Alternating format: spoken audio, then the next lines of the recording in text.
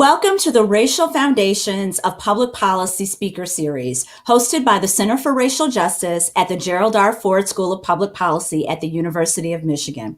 I am Celeste Watkins Hayes, Director of the Center, Associate Dean for Academic Affairs here at the Ford School, and a Professor of Sociology and Public Policy.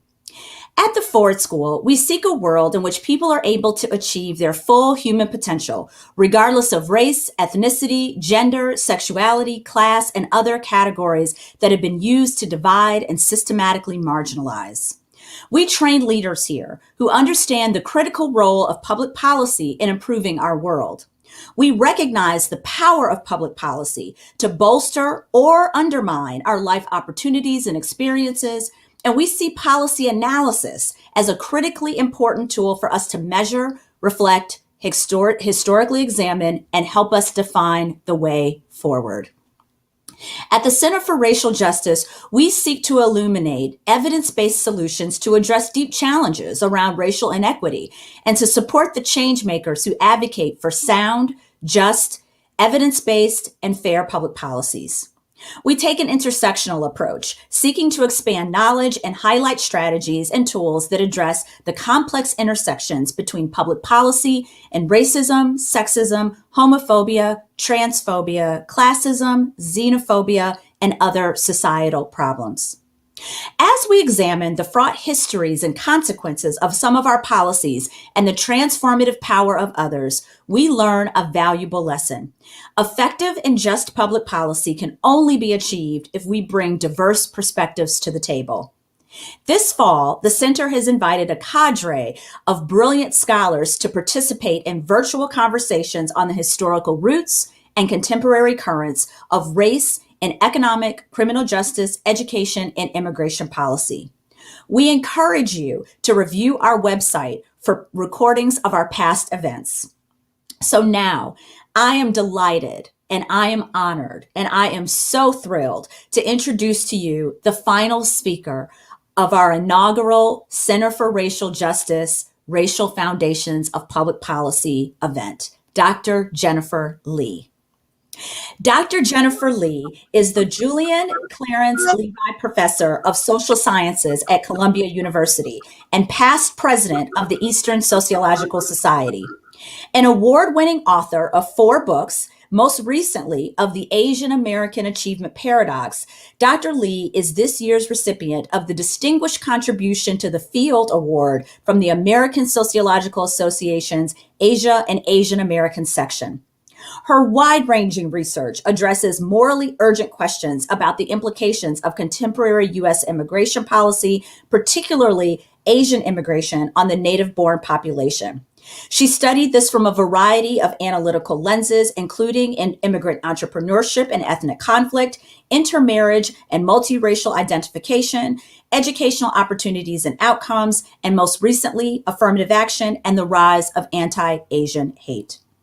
She is a board member of the Obama Presidency Oral History, a trustee of the Russell Sage Foundation, and a senior researcher at AAPI Data, which recently received a $10 million grant to study anti-Asian discrimination and hate. Committed to public engagement, Dr. Lee is a contributor for the Brookings Institution and has written for the New York Times, the Washington Post, the Los Angeles Times, and a variety of other outlets. Earlier this year, she was invited by the Biden-Harris administration to present her research on xenophobia, discrimination, and anti-Asian hate to the COVID-19 Health Equity Task Force. Dr. Lee, it is an honor to be with you this afternoon. Thank you so much for being here. What an honor and a privilege to be here with you, Dr. Watkins Hayes. Wonderful. So what I really want to start off thinking about is you are a sociologist who focuses on contemporary U.S. immigration and Asian immigration in particular.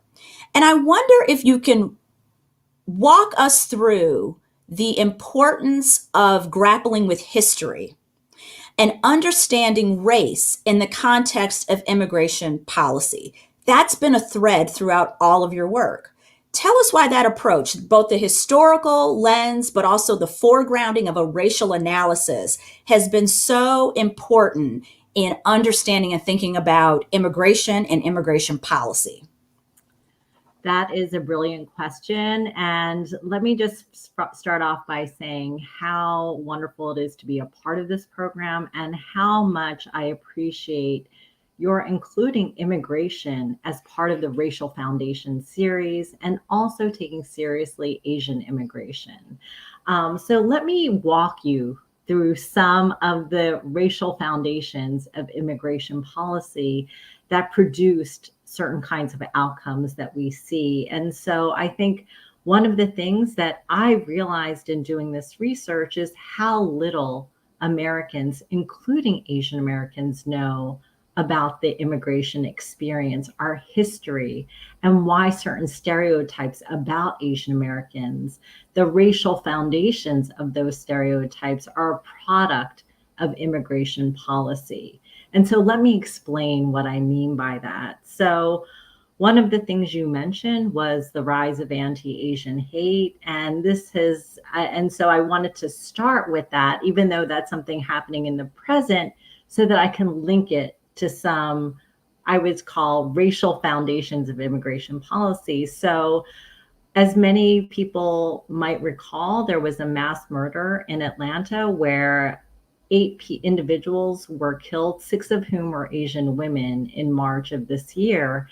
And even though Asian Americans had been very concerned about the rise of anti-Asian violence and hate since the onset of COVID, almost 2 years ago, it really took the murder of six Asian women to catapult anti-Asian hate onto a national platform. So at that moment, it was really interesting to me that it took that. And then all of a sudden, I was bombarded with a number of news inquiries with what's going on. How do we explain this? Why is there all of a sudden anti-Asian hate and violence? And I thought, my goodness, this is the foundation of US history. Anti-Asian bigotry, violence, and misogyny are deeply rooted in American history, and it's been codified by US immigration law. So let me start. You asked a question about the history. A lot of people know 1882 as the date of the Chinese Exclusion Act. But prior to that, there was the 1875 Page Act, which is lesser known. But what that did was forbid Chinese women, Japanese women, or women from any Oriental country from immigrating to the United States on the presumption that they were prostitutes. And so this idea of exclusion came before the 1882 Exclusion Act, and it targeted women because women were presumed, Chinese women in particular, were presumed to be prostitutes. What that did was it really skewed an already skewed gender ratio for the Chinese population. It was already skewed at 13 men to 1 Chinese woman in 1870. By 1880, after the Page Act, it was skewed to 21 to 1. And so that has tremendous ramifications for population growth, family formation.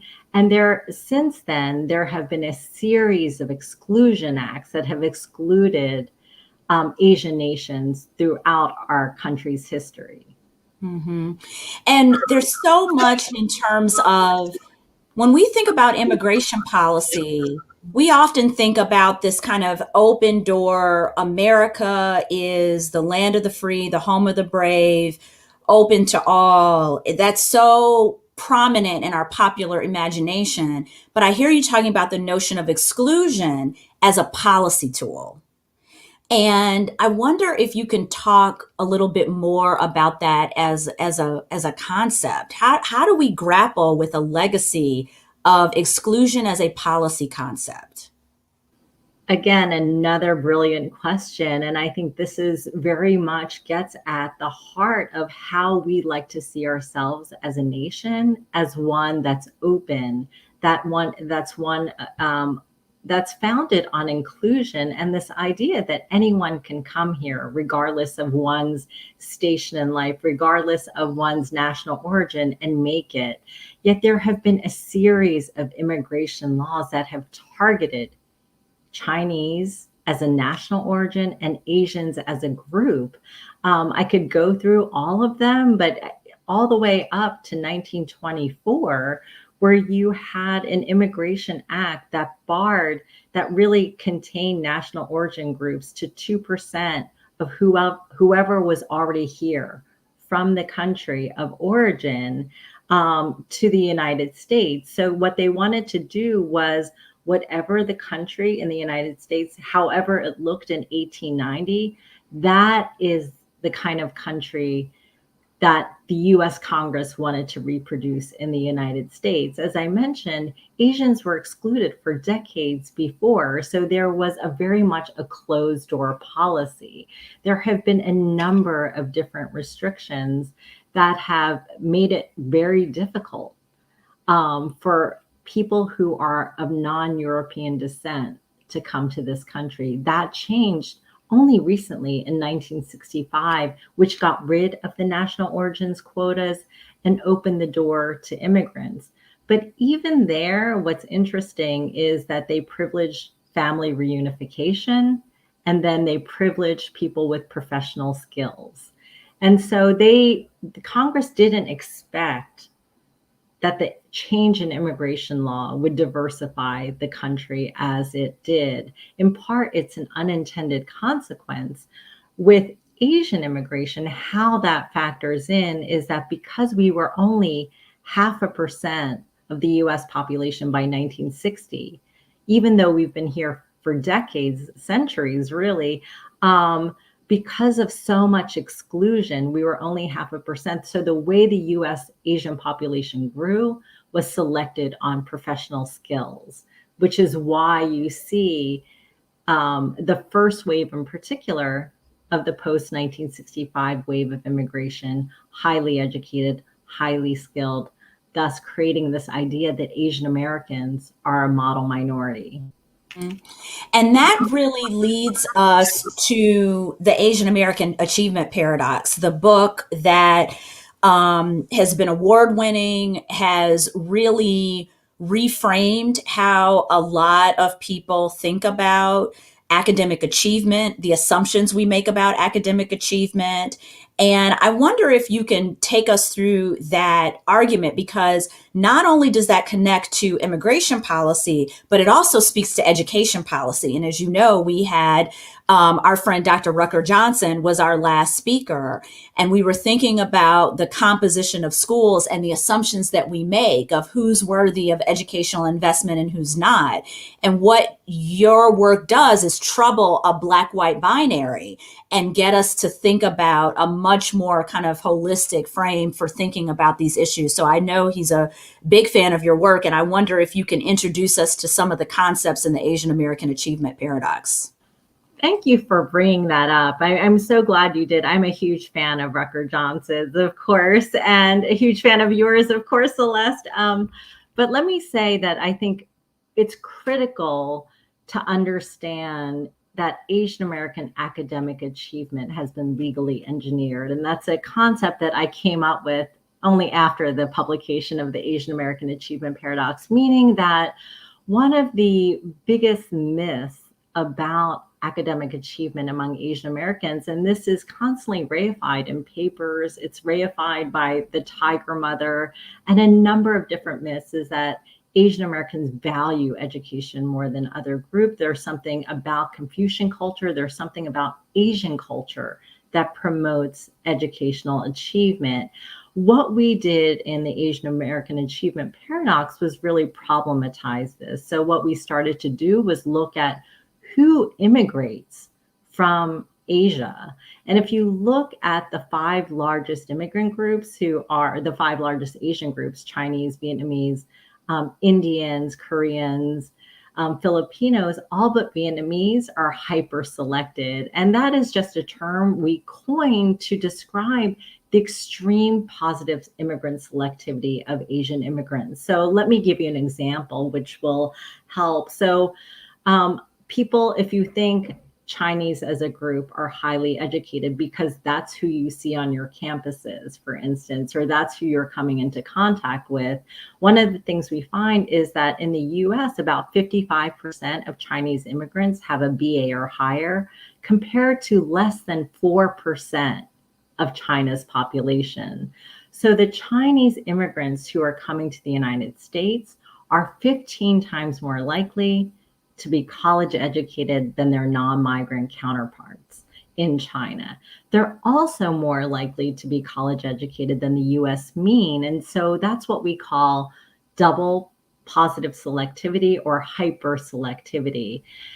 As sociologists, we know that the greatest predictor of a child's education is his or her parents' education. So the fact that Asian immigrants are highly educated and then the second generation is also highly educated should not be such a surprise.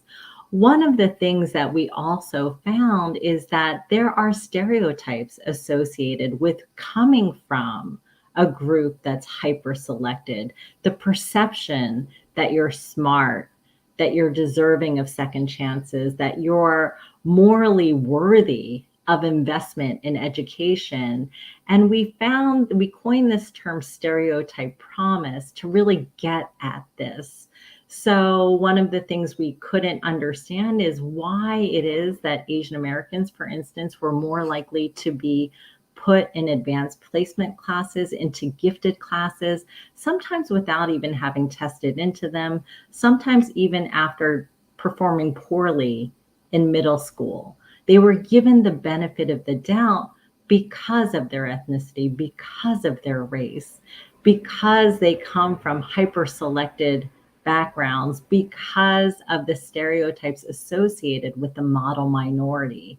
And so one of the things we found is once placed in an environment in which people believe in you, people believe that you will perform, a lot of the students did rise to the occasion and they performed better because they changed their reference group. The teachers believed in them. The guidance counselors provided more help with their college applications.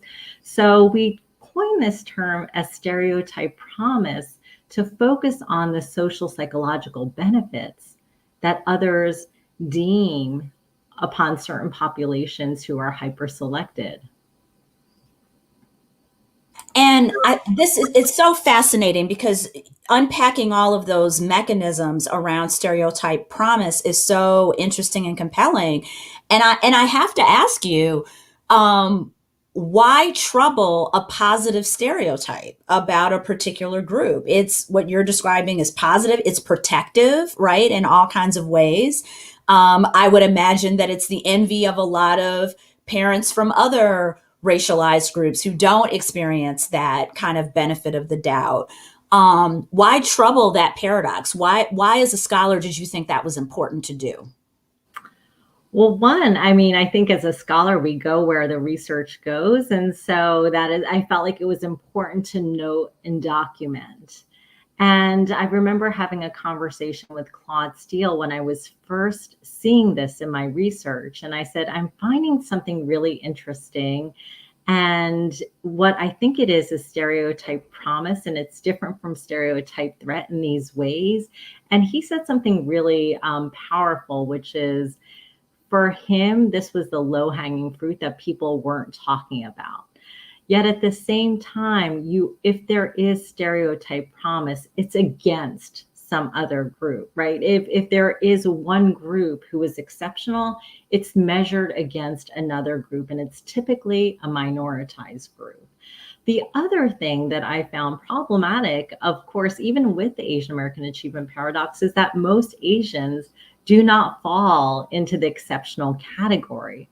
The majority of Asians are not going to Ivy League schools. They're not even going to the top public universities like the University of Michigan. So I'll give you another statistic. In California, we looked at where students are going to college, and they're not going to the top. About a quarter of them go to the UC system, a quarter of them go to the Cal State, but the majority, over 50%, are going to community colleges in California.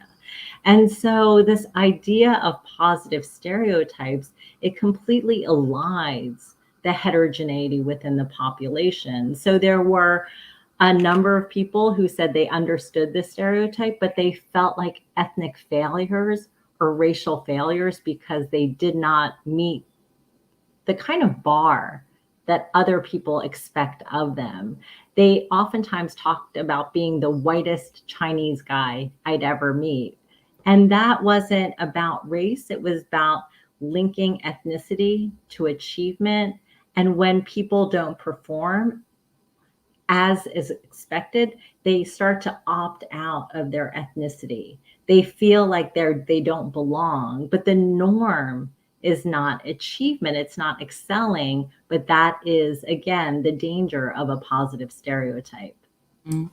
So, just to think about this genealogy, to think about those early policies of exclusion and racialized exclusion, to mid 1960s 1965 policy that opened the door, and to think about how that then shows up in a classroom setting, right?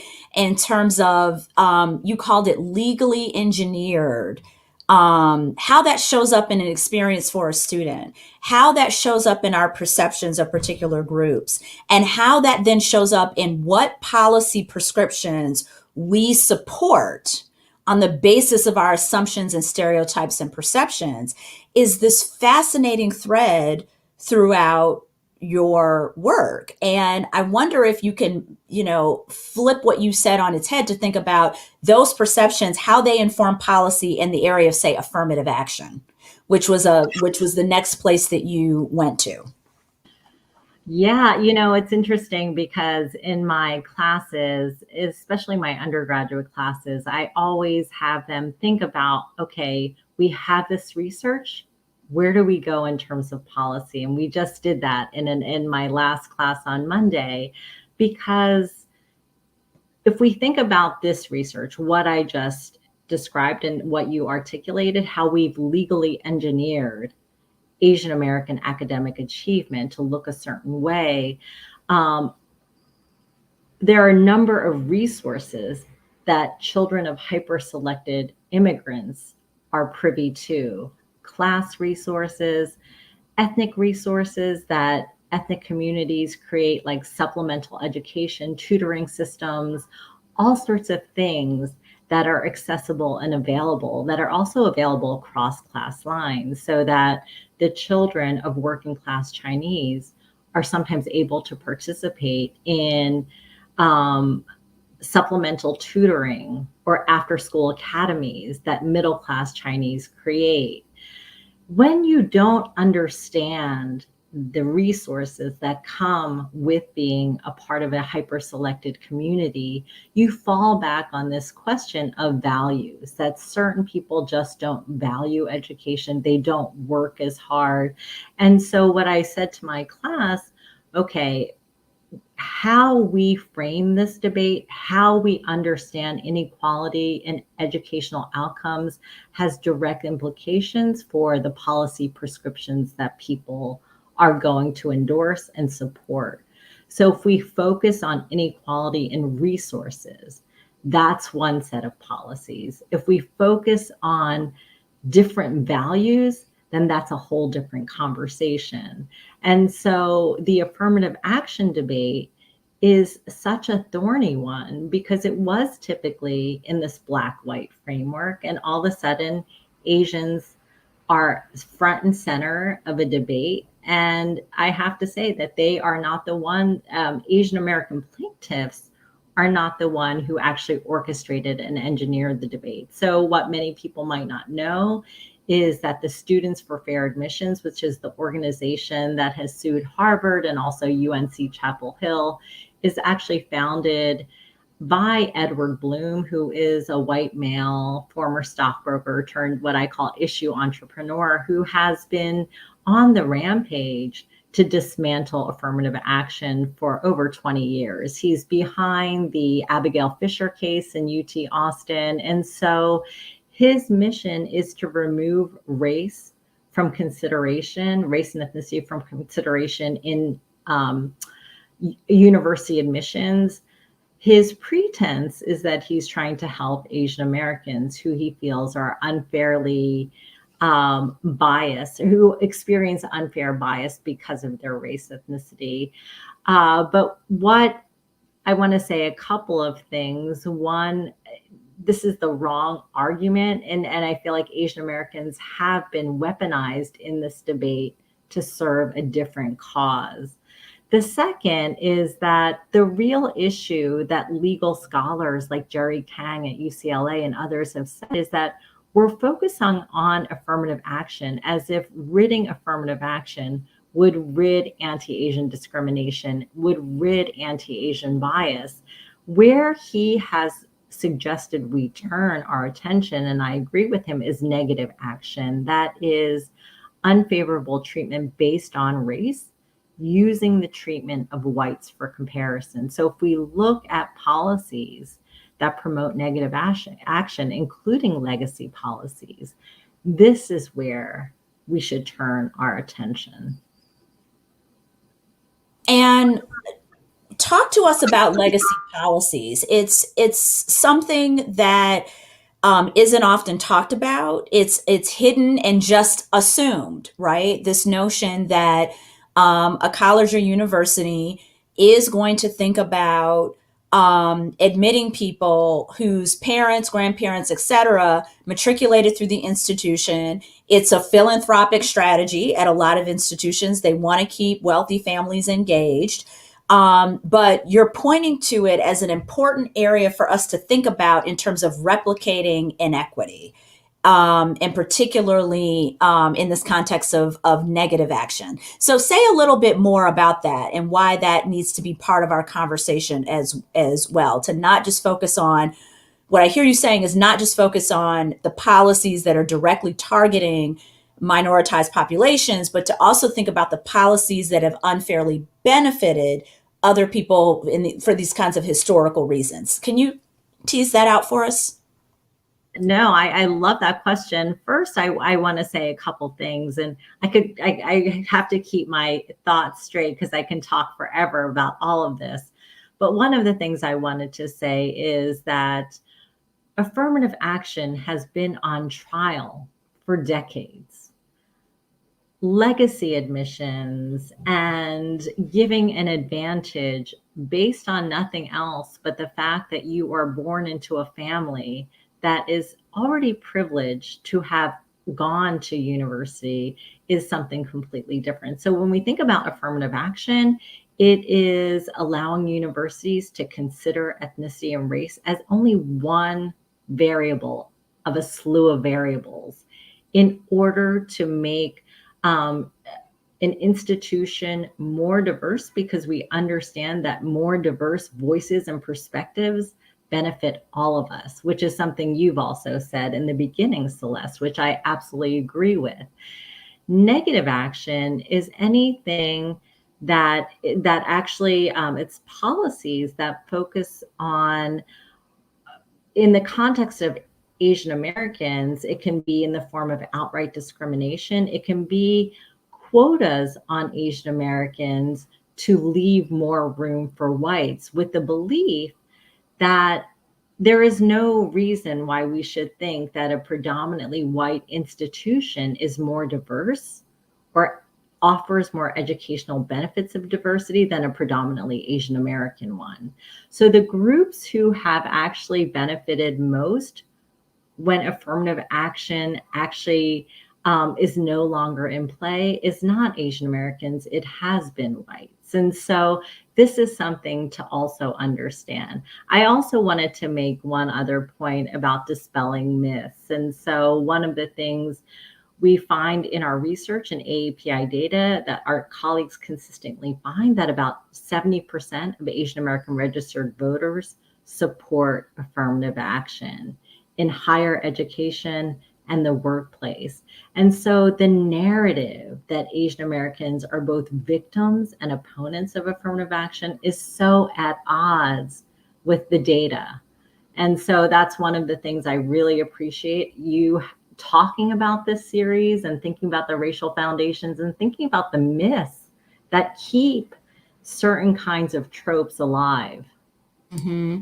And particularly when we think about politics and political engagement in this context, the talk to us about the ways in which Asian Americans have found themselves and Asian immigrants have found themselves in the middle of political conversation and have grappled with the question of how to be politically agentic, and to be advocates, and at the same time finding these tropes and these narratives being used in policy discourse and policy debates, and not always being at the table to help shape those narratives. What does that kind of political genealogy look like in terms of political voice?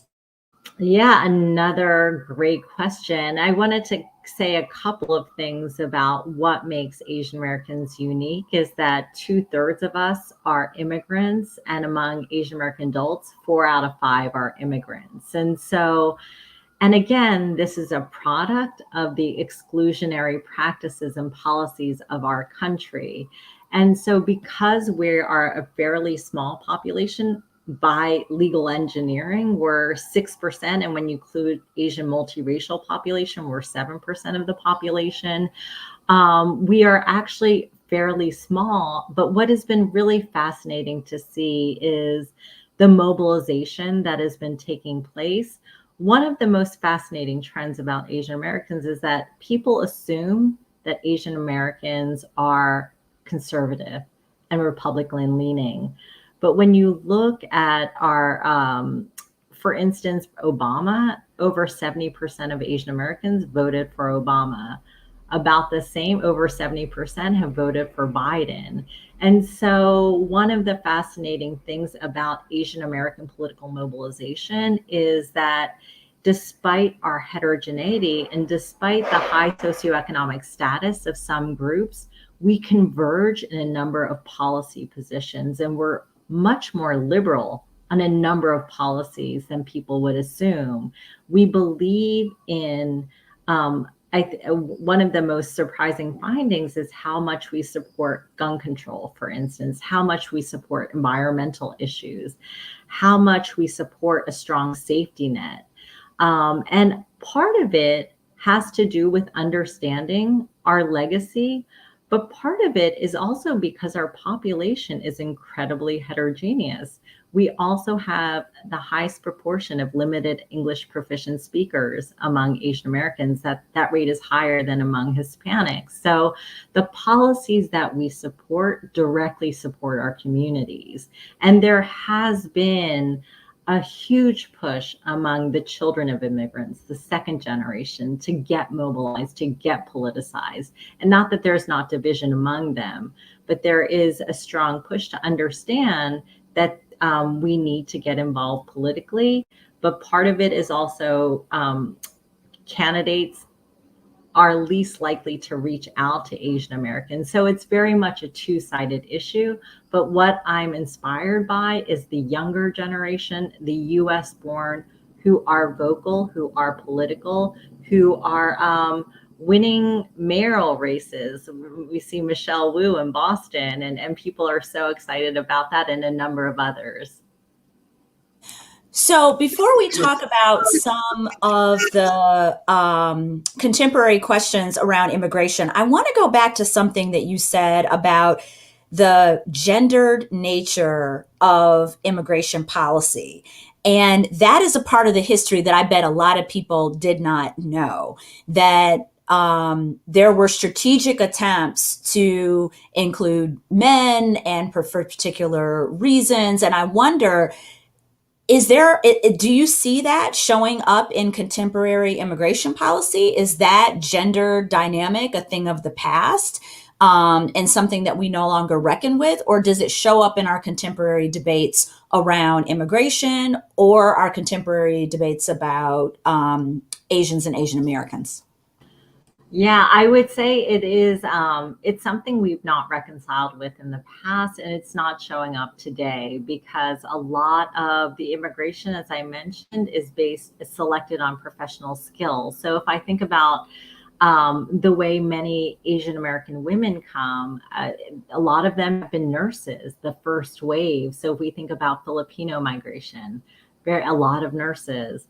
My own mother, a nurse trained in Korea, and this is how we came to the United States. But I wanted to get back to the question of the gendered exclusion and the Page Act in particular. One of the things I found as I was doing research, to actually my surprise, I always understood that misogyny was part of the immigration with the Page Act. What I didn't realize until I started digging into the archives is the role of science and medicine in creating and socially constructing all Asian women and Chinese women in particular as prostitutes who were moral and medical threats to white men, in particular white boys. And so what they argued, and these are the leading physicians of the time, that Chinese prostitutes were spreading of especially toxic form of syphilis that was not able to be cured. And white boys as young as 10 and 8 and 5 would be serviced by Chinese prostitutes. And so the Page Act was in part a response to this idea that Chinese women's bodies were diseased, contagious, and Chinese women were morally depraved. And at the time, the presumption was that if you were a Chinese woman, you were a prostitute, unless you were of a particular merchant class. But they rarely, that was a very small population. So with the Page Act came gendered, racialized exclusion.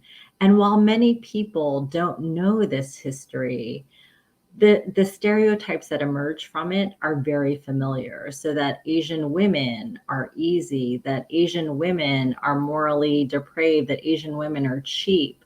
So these are the stereotypes that emerge from immigration policy, that even when you don't know the policy or anything about the policy, the stereotypes that emerge from it continue to live and continue to haunt the present.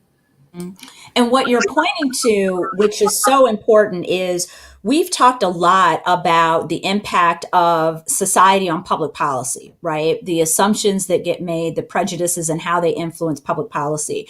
What you're highlighting so beautifully is the reverse relationship, the ways in which policies that are grounded in those assumptions then fuel and create other kinds of assumptions that seep into the culture so that even when the policy goes away, you still have in the soil, if you will, a lot of those assumptions and stereotypes.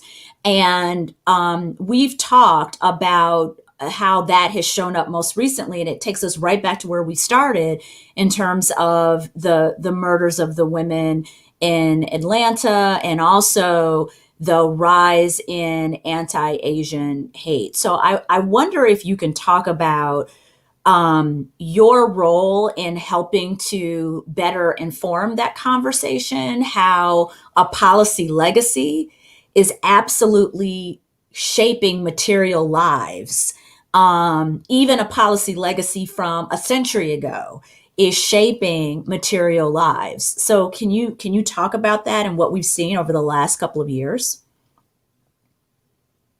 That question, and I have to say that this is also personal. I mean, it's very hard to talk about anti-Asian hate, anti-Asian violence, and misogyny without thinking of this personally. So even though the 6 Asian women murdered, their lives seem really distant from mine.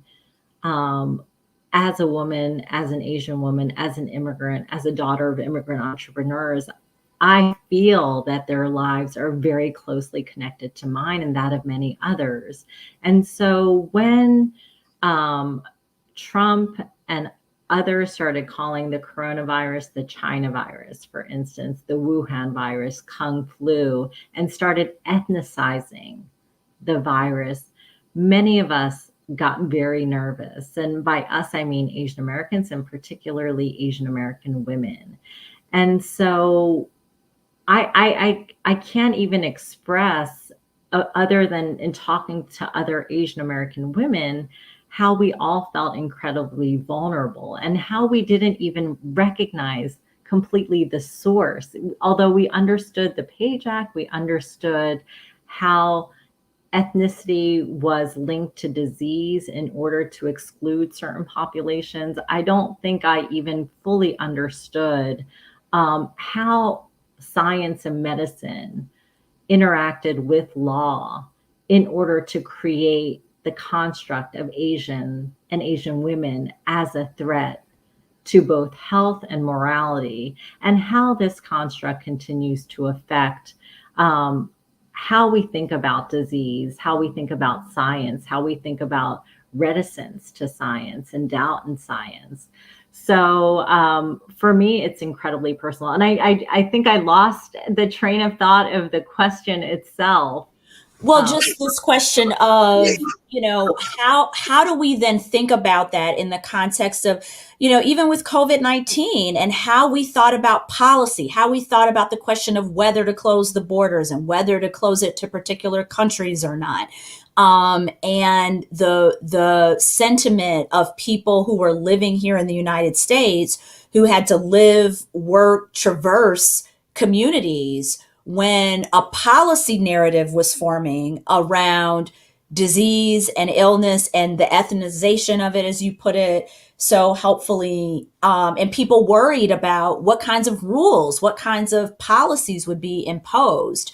So I wonder if you could just speak to, as a sociologist and as a person who has the lived experience that you have, how do we grapple with this, and how do we reckon with what's happened, particularly over the last couple of months? Do we just not talk about it anymore and hope that it goes away, or do you think we need to have a more profound conversation?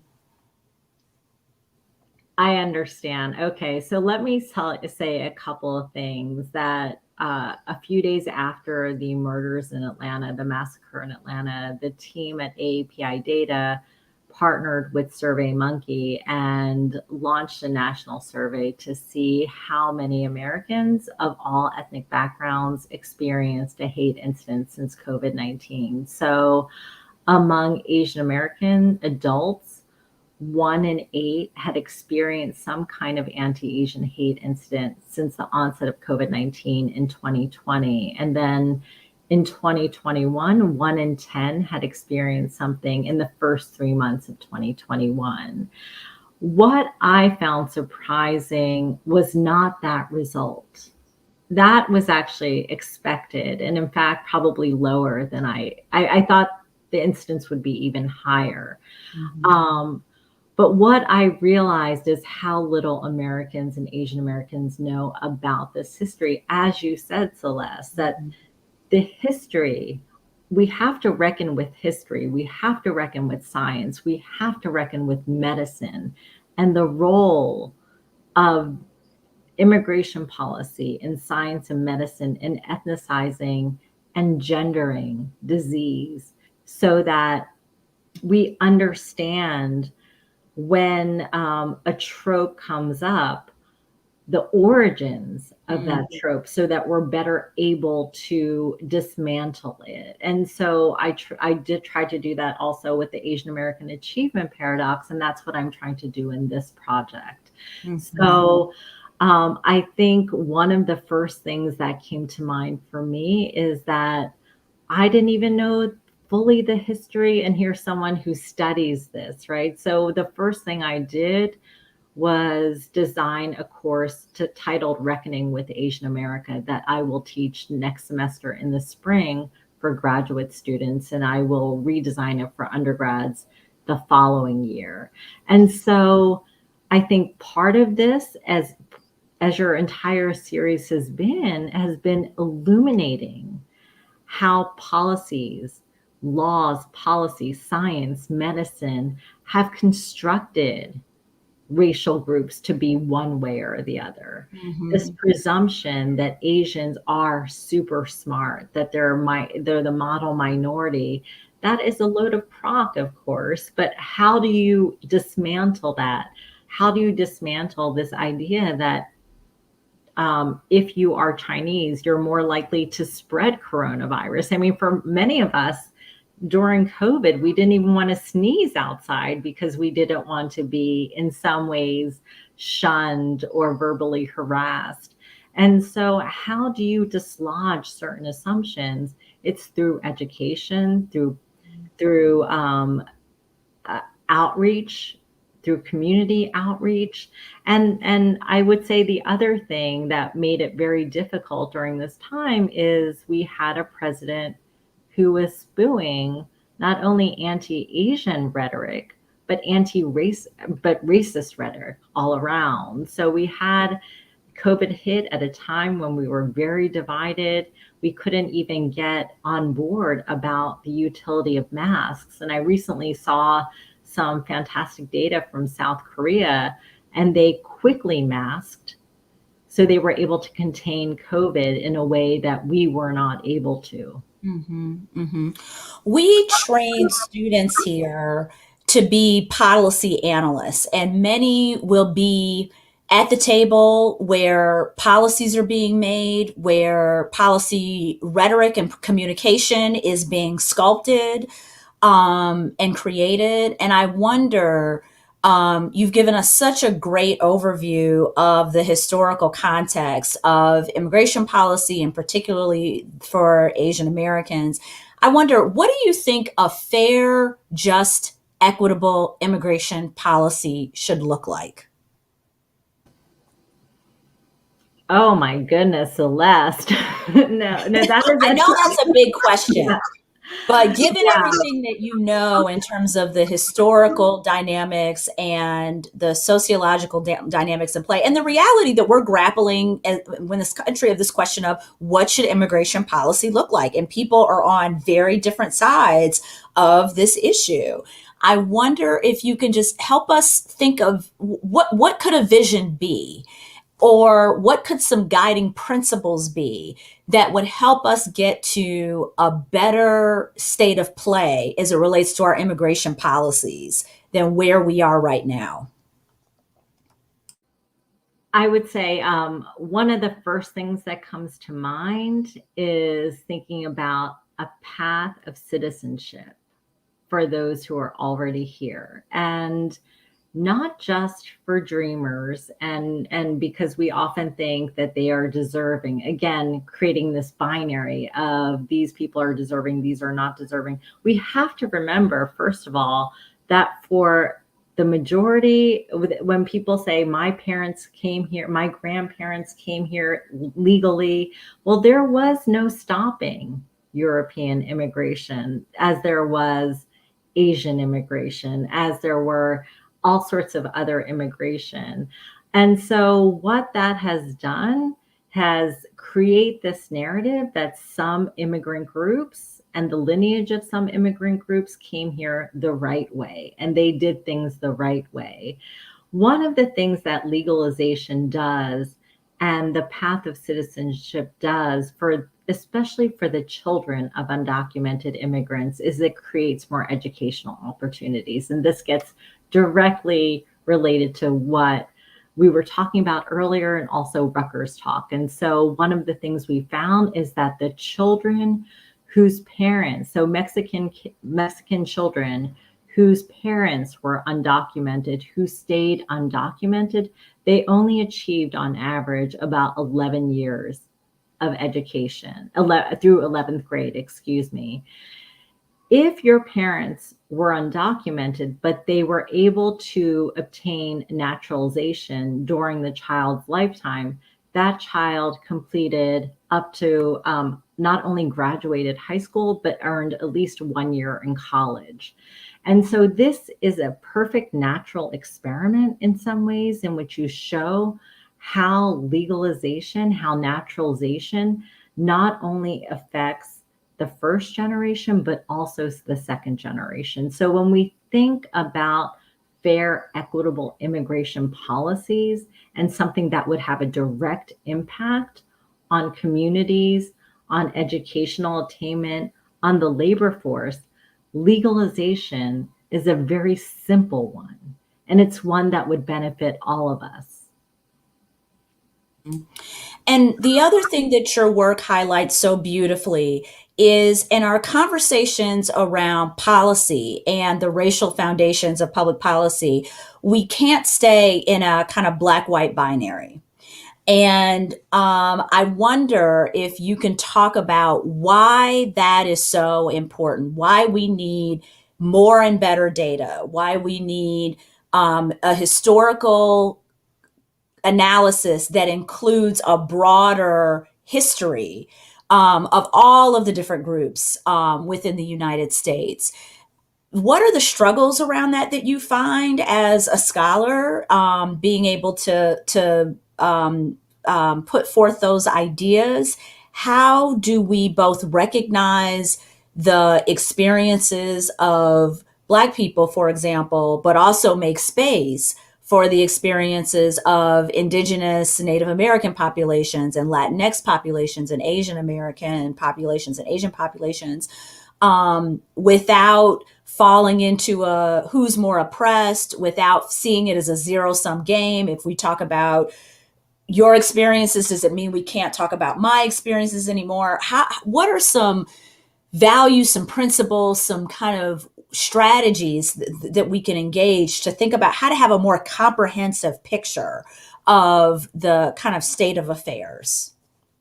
Yeah, that is an excellent question. And I have several different responses. The first is a simple demographic response. So the groups that are growing most rapidly are Asians and Latinos in the United States. And so Asians are actually the fastest growing population in the United States, and Asian immigrants will surpass Hispanic immigrants at this rate by 2055.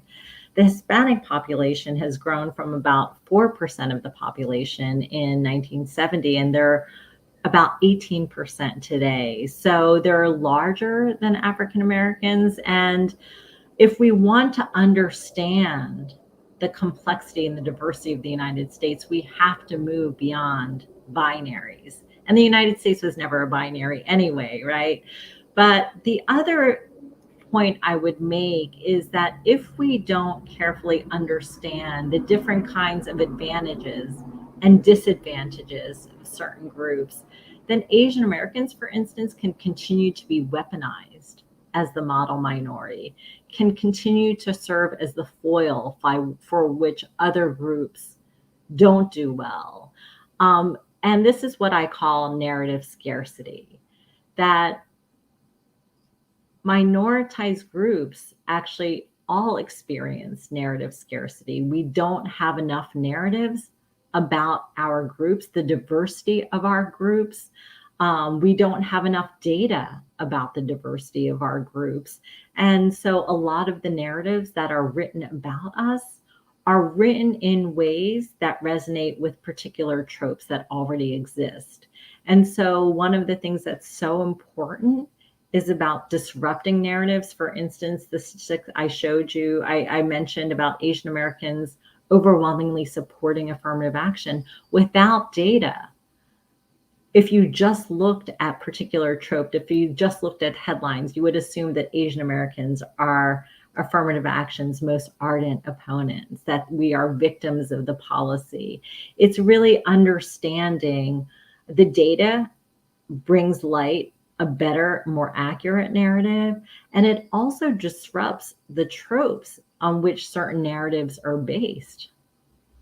And that's so important because I love this idea of narrative scarcity, because we have to acknowledge that as policy thinkers, we make decisions based on data, but we also are informed by narratives. And we're deeply informed by narratives. We're human beings, right, who are thinking about this. So this idea of narrative scarcity, I think, is so interesting and compelling, because you can't identify fair, just, and equitable policy if you're operating with a very narrow set of narratives about the particular group. And if the data also don't exist, you're either further in a kind of whole of knowledge and information. So I think these are just such interesting and important points. So we have several questions from the folks listening and watching. So question one, I wonder Dr. Lee's thoughts on the role immigration policies such as DACA and the DREAM Act, you spoke to those, play in further perpetuating these stereotypes of Asian Americans, specifically children of immigrants as exceptions and representative of respectable immigration processes. Further, what does this mean for not only Asian American children, but for other immigrant groups who are measured against these qualifications of respectability and exceptionalism in various processes? So the idea of respectability in public policy as a kind of overarching dynamic. So this, again, I'm going to return to this idea of narrative scarcity. And I have to admit that I did not coin that term. That's a term by the brilliant novelist Viet Nguyen, who wrote that all wars are fought twice, the first time on the battlefield and the second time in memory. And so our narratives of the Vietnam War, for instance, are often told from the perspective of the dominant group and the majority. And we very rarely hear narratives about Vietnamese and their experiences. And when we do, they're often written by the dominant group.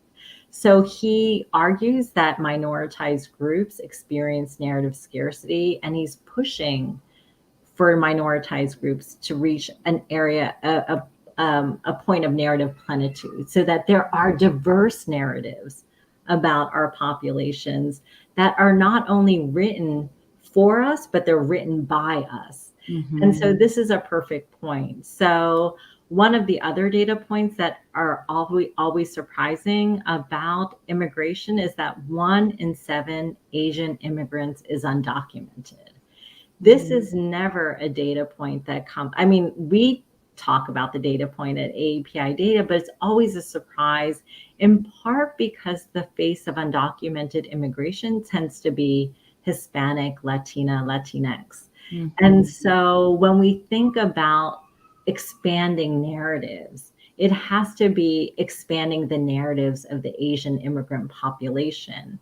There are refugees, there are a number of groups who are not hyper selected, who actually have higher poverty rates and higher rates of welfare receipt than the US mean. And so that has to be a part of the narrative. And so when I think about narrative plenitude and narrative scarcity, it's also thinking about representing Asian Americans in all forms, and that also includes Asian Americans accepting the diversity in our communities, because there are Asian Americans who are comfortable with stereotype promise. There are Asian Americans who are comfortable with these tropes and for whom the tropes serve them well. For me, it's about presenting data that shows exactly who we are. And we are an incredibly diverse group. And once we show that, then it's not Asians hailed as the model minority against another group, that we are just as diverse, have poor socioeconomic outcomes, have a large percentage who is undocumented, who don't get services because we're not perceived as needing certain kinds of services, speaking about the policy issue. Mm-hmm, mm-hmm.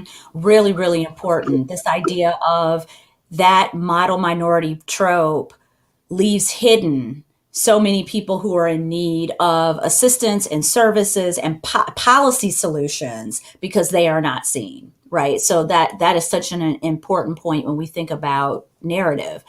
Next question, how can individuals within and alongside the AAPI community work to build coalitions that reimagine what equity, empathy, and moral worth look like?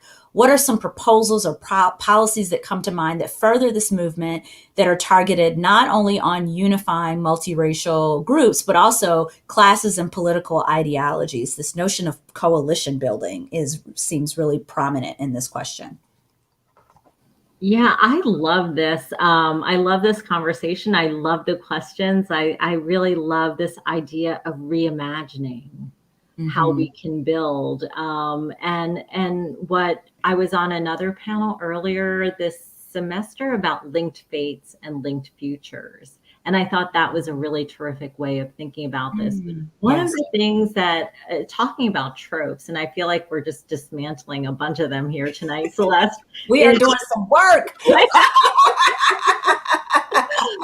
is we started talking about anti-Asian hate, and one of the things that one of the tropes that came out was that African Americans were the perpetrators of anti-Asian hate. And this happened in part because there were certain viral videos that went around where certain violent incidents were caught on tape, and the perpetrator appeared to be Black and the victim was Asian. And so that certain kinds of videos went viral, and people immediately started thinking about this as Black Asian conflict, and then forgetting about the whole context, the history, the political context in which we got where we were. And one of the things I have to say is that when Asian American community organizations started thinking about, okay, let's have marches of solidarity, the first community to come and support us, we're African Americans. Mm-hmm. I'm sorry, I'm getting emotional. Mm-hmm. But it was also, when I think about my colleagues who came out and reached out to me, it was African American women who immediately understood and immediately helped actually guide me through this process. And I'm sorry I'm getting emotional, but No, I think please do not apologize. Please do not apologize, because I think, Jennifer, it is so important, because we've got to recognize that policies are about lives. And we've got to recognize that how we talk about groups and communities has implications. The images that we put up has implications for people's lives. And if they're negative, if they're hurtful, they make us feel so alone and so unseen. So, what I see and feel so deeply in your emotion is the way in which, through marginalization, the shared experience of marginalization, as painful as that is, the ability to find strength in community, and the ability to find strength in connection, and the ability to find strength and support. And it's a recurring theme in my work on the HIV community, in terms of, we're talking about marginalized populations who have every reason to be at odds with each other, because they're often pitted against each other for very, very scarce resources. But nevertheless, being able to find solidarity and find community, it's a very powerful thing, but it's also a critically important and potent policy tool that we cannot underestimate. So I so appreciate how you're talking about that experience, and what that meant for you. Because I too, when I heard the rhetoric coming out at the beginning of the pandemic, I thought, this is not going to end well, and this is not about rhetoric. People are going to get killed with this kind of conversation. See, you understood this. And I think I remember having dinner with several friends, and they looked at me like I was overreacting, that I was getting hysterical. They didn't believe anything was going to happen. Mm-hmm. And you start to doubt yourself, like, am I being hysterical? And I understood that I wasn't, especially when I talked to other Asian Americans. I also understood that I wasn't when I started talking to African Americans, and particularly African American women who understood what I felt, and then also understood, when Atlanta happened, how I was bombarded with so many media requests. And you didn't even have time to grieve, because you were asked to comment as if, to explain to the world why we saw what we saw, even though for over a year and a half, so many of us were afraid. And so one of the questions I'm wrestling with, not that I'm wrestling with in my mind. But as I think about writing this as a book project, is why did it take that massacre for the world to pay attention, or the nation to pay attention to what so many of us feared? Why is it that when we presented survey data that about 75% of Asian Americans worried somewhat about anti-Asian hate at the onset of COVID, why was that not enough? Why did it take this massacre, this murder, to really launch anti-Asian hate and our fears about it onto a national platform? And I realize in part, this is why we're having this conversation, Celeste, about disrupting tropes. We assume that a group like Asian Americans are doing fine, that they don't need help. It's a completely distorted narrative, but it's a particularly dangerous narrative when we are targeted, as we have been. We're targeted as foreigners, in part because our population has been suppressed by immigration laws. We're targeted as perhaps spies. The China Initiative, which has disproportionately affected Chinese scientists and created a lot of fear and a sense that they're being racially profiled. And a lot of this has to do with geopolitics and immigration policies, and not about the individuals. But this is where I think you and I agree, the narratives are incredibly powerful, and narratives with data, marrying the data and the narratives and producing action, which we call at API data, DNA, data narrative action, is really how you move forward. I love that. Data, narrative, and action. I Yes. think that's great. Speaking of narratives and tropes, could you speak to the intersectionality question of how the model minority myth reinforces anti Black sentiment?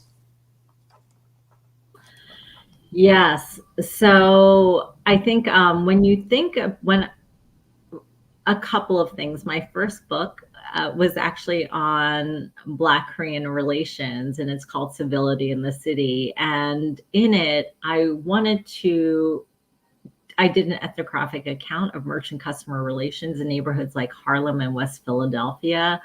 And I did that in part because so many of the images that we'd seen about Black Asian relations and Black Korean relations at the time were framed around the Los Angeles riots, were framed around boycotts. And it was always framed as a conflictual relationship. And when you go into these communities, one of the things I found immediately was how routine and quotidian and how civil the majority of relations are between merchants and customers in predominantly Black communities. When you think about it, it makes sense. You can't have conflict. You can't have riots. You can't have boycotts every day. Yet one of the things I find fascinating about even sociological research or social science research, we tend to focus on the extremes. I think more research, we can think about how is civility maintained every day. That, I think, is a really fascinating question.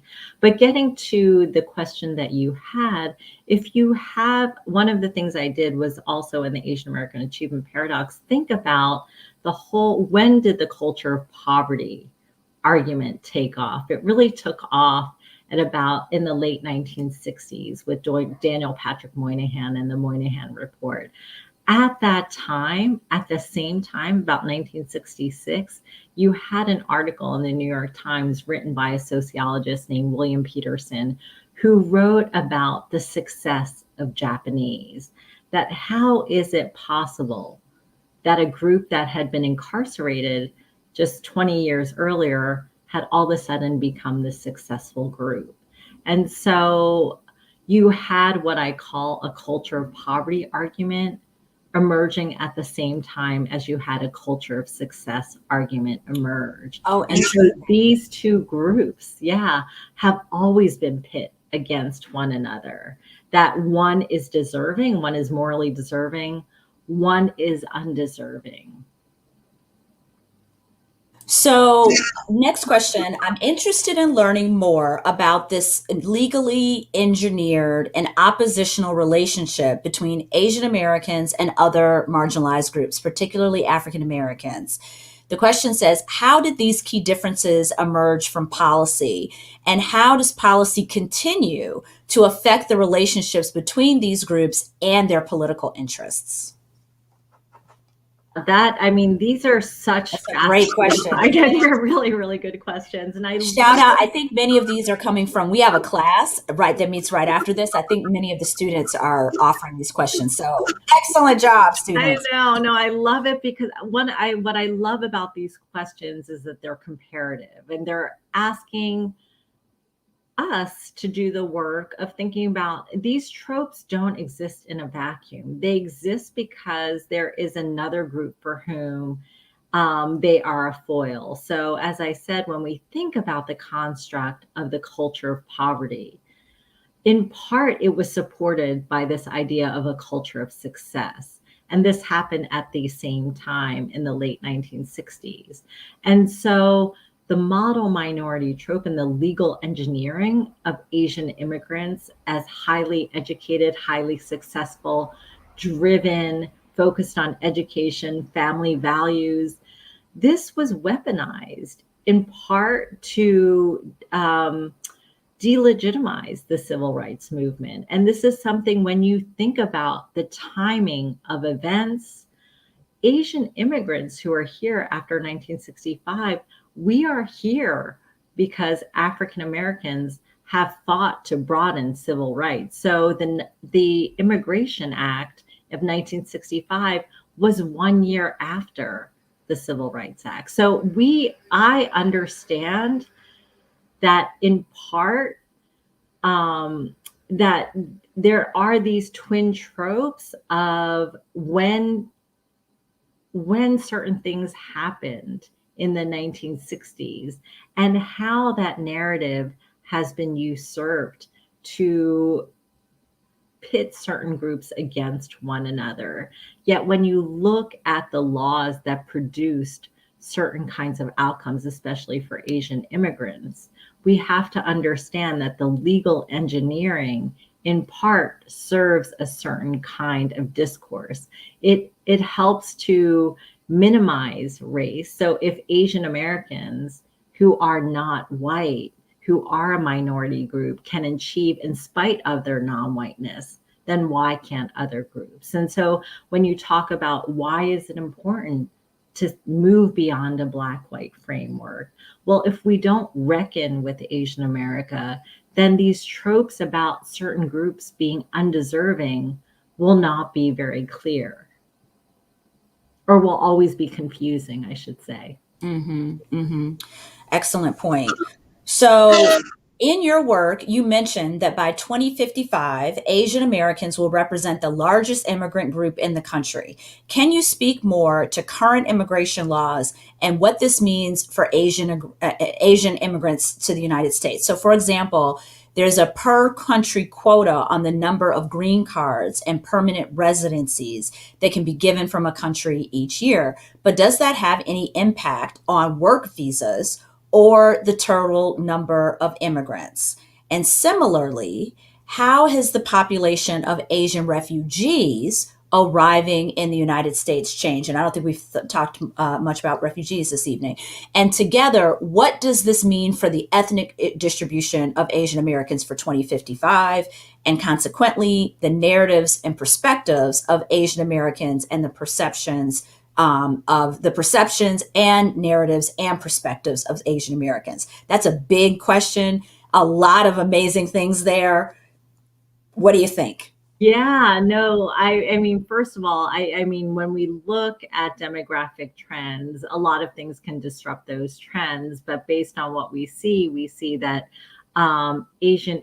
Asian Americans are the fastest growing group, but they're also growing from the smallest base. So by 2055, it's projected that Asian immigrants will outnumber Hispanic immigrants, but Asians will only be about 10% of the population. So even though we are growing, because we're growing at such a small base, we're not going to be will be about 10% of the US population. I think the question that's very interesting that we hadn't talked about is that as the US Asian population grows and as family reunification becomes a greater part of how Asians come to the United States, we're also more diverse. Asian refugees, for instance, Vietnamese are the largest Asian refugee group in the country, and they are incredibly diverse in terms of socioeconomic origins. And so you have the first wave of Vietnamese refugees who are highly educated, and subsequent waves far less so. But this is actually happening across Asian immigrants, that it's not just the hyper-selected who immigrate now, it's hyper-selected immigrants who are also bringing family members who may not be hyper-selected on their own terms. And so what we're seeing is more of a diversity of Asian immigrants. But one of the things I also wanted to point out is getting back to the narrative, it's important to think about who is controlling the narrative for Asian Americans. And so one of the things we try to do at AAPI Data is present data that actually speaks to the diversity of this population. So if you look at educational attainment, for instance, there are certain refugee groups like Hmong, Laotians, Cambodians who have extremely poor high school graduation rates, extremely poor college attendance rates and college graduation rates. And so there's tremendous diversity in this population that is masked by certain kinds of narratives about Asian Americans. Getting to the question about work visas, I think one of the things that there is a huge backlog in work visas for Asian Americans. And so one of the things that is high on the Asian American political agenda is getting rid of the backlog of visas. One of the also things I'd also say is that companies like to hire Asian H-1B visa holders. I mean, they will hire them for their labor, but this is where I think the path of citizenship for all immigrants makes sense. If we're willing to hire them, we need to invest in them so that they so that immigrants not only stay in our country, but feel like they should stay and can continue to contribute to our country. So we can't just think about immigrants as labor migrants. How do we make immigrants feel like citizens?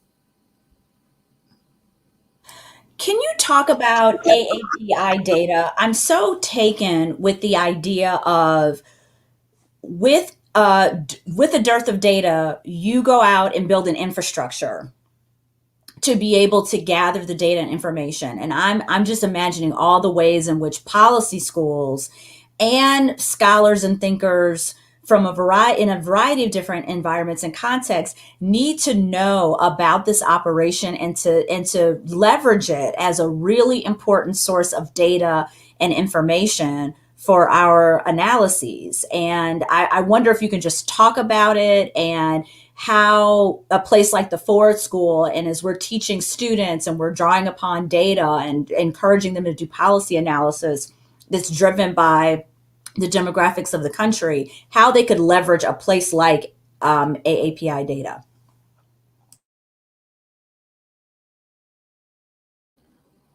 I'm so glad you asked that. I should say API Data was founded by my colleague Karthik Ramakrishnan, who is a political scientist and in the School of Public Policy at UC Riverside. And as he tells it, he said he was talking to a reporter, and the reporter wanted some basic demographic information about a group, an Asian group. And Karthik said to the reporter, well, you can really find that very easily through the census. And the reporter said, you know, that's really easy for you, but I don't really know how to navigate the census website. I don't know how to get that data. And it was through that interaction that this idea was born that as social scientists, we understand the power of data and how to get the data. what is but we need to then, it's easy for us. We're trained to do this. So the idea of AAPI data is, it was initially to make data accessible and visually appealing, and also publicly accessible for journalists and other people who wanted data on the AAPI population, Asian American Pacific Islander population.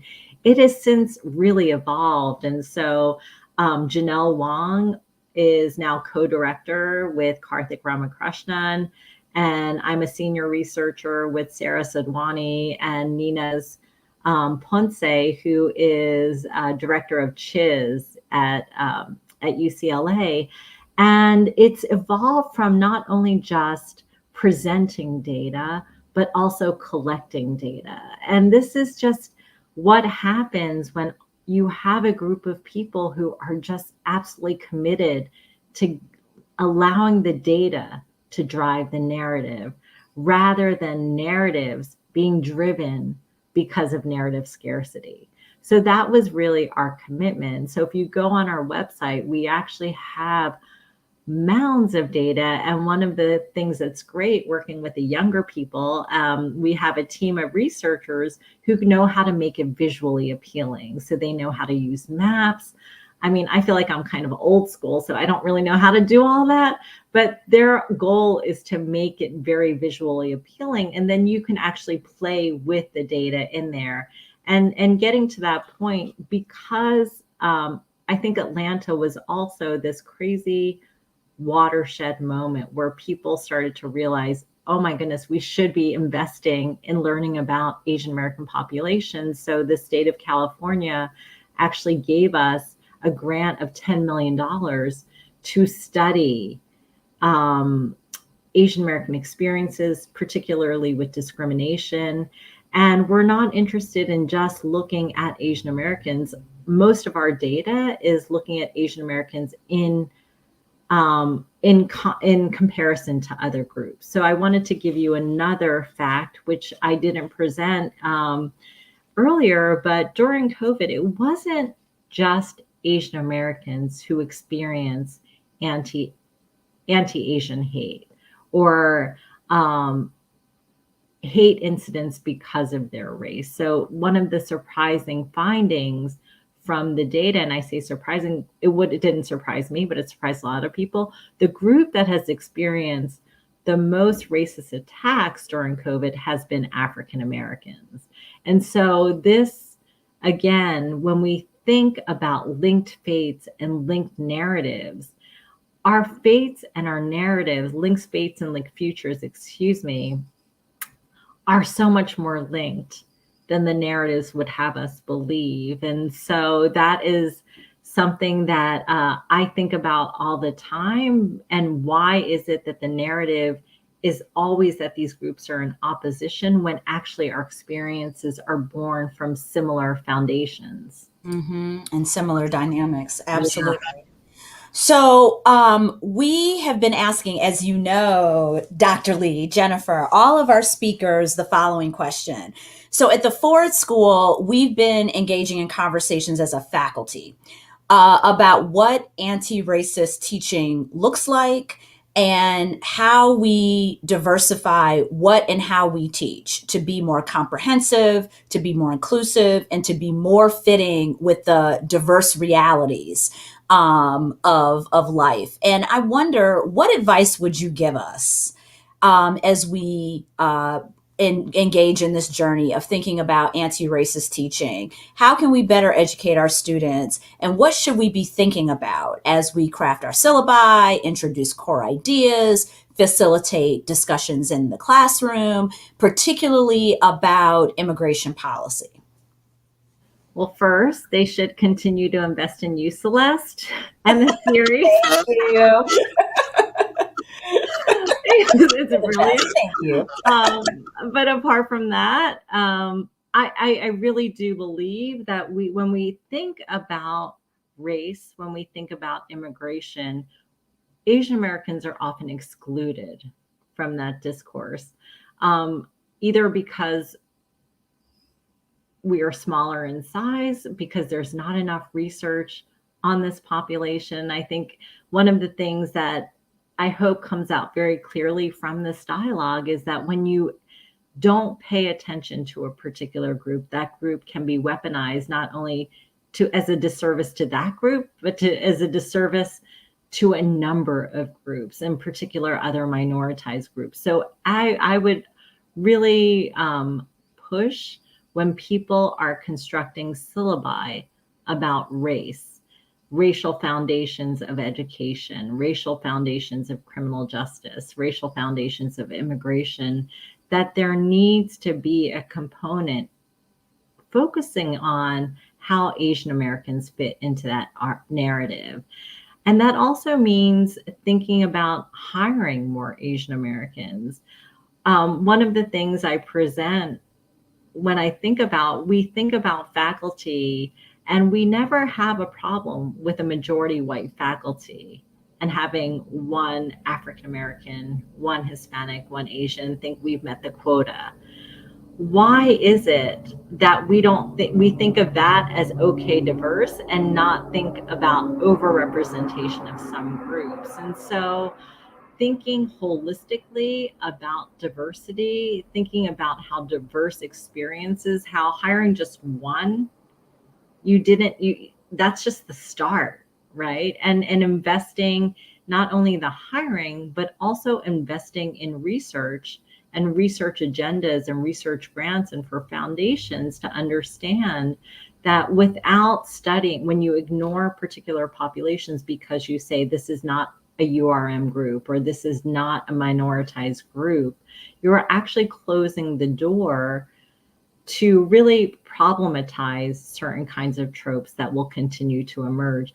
There is nothing to be gained by not thinking about how inequality reproduces itself and the mechanisms at all ends of the spectrum. And so we have to think, I think, broadly, comparatively, holistically about that. And my push would be, and this is not self-serving, but really to think about how to seriously include AAPIs in the discourse. Dr. Jennifer Lee, thank you so much. Thank you for this discussion. Thank you for your love of data. Thank you for the power of your ideas. Thank you for bringing your whole self to this discussion. Thank you for bringing conversation about community and justice and support and care and history into this policy space. We just can't thank you enough. And thank you so much and hello, thank you so much for being our final speaker of our inaugural launch of our Racial Foundations of Public Policy series for fall 2021. Thank you so much. I can't think of another person I would love to. I mean, this has been phenomenal. Thank you. No, thank you so much. This was absolutely lovely. And it was just, I feel like, it's too bad we can't see one another because we'd go out and have like a cocktail or something. Yes, we would.